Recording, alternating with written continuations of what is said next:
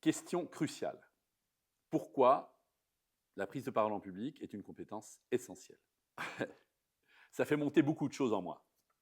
Ça fait monter aussi pas mal de frustration. Je pense qu'il ne m'arrive pas, ou quasi pas, de rencontrer quelqu'un pour la première fois qui me demande « Et toi ?» la question à 1000 balles, « Tu fais quoi dans la vie ?»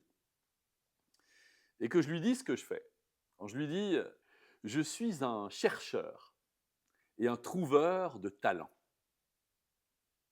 Le talent d'orateur et d'oratrice qui se cache en toi. Je pense qu'il ne m'arrive pas de dire ça et de ne pas avoir en retour « Oh, mais c'est génial ça! Tu travailles la prise de parole en public? Ouais, mais moi j'ai besoin de ça. »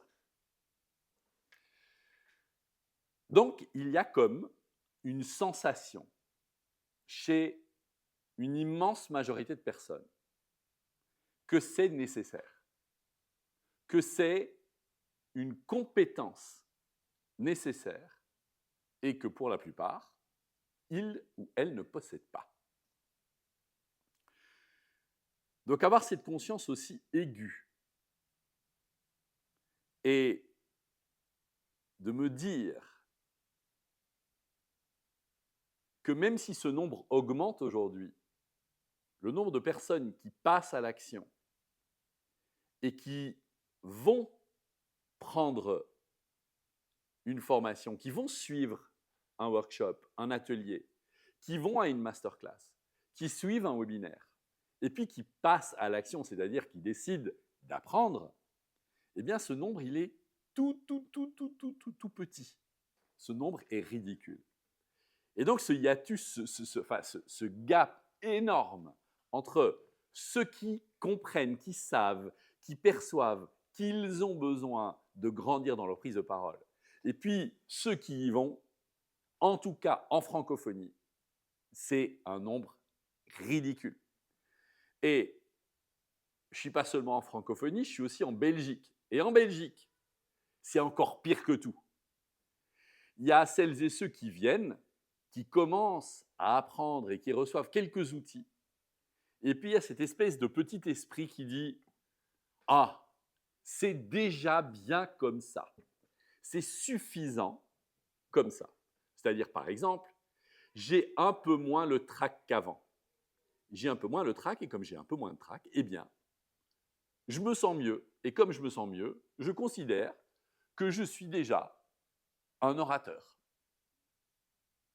Mais ça, c'est évidemment se mettre le doigt dans l'œil jusqu'à l'omoplate. Ce n'est pas comme ça que ça se passe. Il y a des compétences à apprendre. Il y a des compétences à travailler. Il y a des compétences à acquérir, à chercher, à découvrir, à faire et refaire. Parce que de manière évidente, si vous voulez faire du bon pain, eh ben, il faut faire du pain. Si vous voulez devenir boulanger, il faut pétrir la pâte. Pas une fois, pas 2 fois, 100 fois, 1000 fois. Si vous voulez faire du sprint, il y a intérêt à courir. Si vous voulez devenir violoniste, il y a intérêt à jouer au violon. Si vous voulez devenir oratrice, si vous voulez devenir orateur, il y a intérêt à prendre la parole. Et je connais très très peu de monde qui est devenu violoniste en autodidacte. C'est certainement arrivé, mais probablement qu'il y a quand même une tradition, il y a des enseignements qui ont été partagés.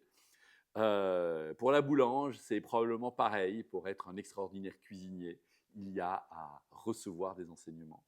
Et pour devenir une super oratrice, un super orateur, il y a aussi des enseignements à recevoir.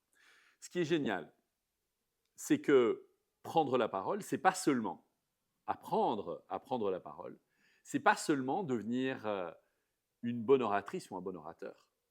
Apprendre à bien s'exprimer, c'est un boom dans sa vie à 1000 niveaux.